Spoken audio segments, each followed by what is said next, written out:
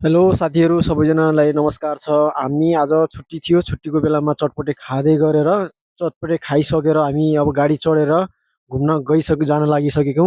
गाडीभित्र दाजुभाइहरू सबै हामी परदेशमा होइन, अब घुम्न जानको लागि गाडीभित्र बसेर हिँड्दैछौँ होइन। हिँडिसकेपछि अब हामीहरू महलमा पुग्छौँ। महलमा पुगिसकेपछि अब यताउति सबै साथीहरू सामान यताउति हरेक ठुलो मार्केट के अब भनौँ भने हामी बसेको ठाउँमा ठुलो मार्केट रहेछ। त्यसैमा गएर होइन सबै सामानहरू यताउति हुन्छ नि त, अलिकति अब डिस्काउन्ट रहेछ। त्यो डिस्काउन्टको बेलामा सबै सामानहरू हेऱ्यौँ। थोरै थोरै सामान पनि किन्यौँ होइन। साथीहरू यस्तै हो कि अब रमजान रहेछ, यो रमजान हुँदो रहेछ होइन अब साउदीमा।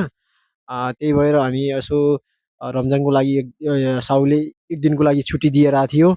छुट्टी दिएपछि हामीहरू सबै साथीहरू अब जाउँ कति अब रुमभित्र बस्ने होइन, यसो घुमेर आउँला भनेर हामी तयारी भएर गयौँ।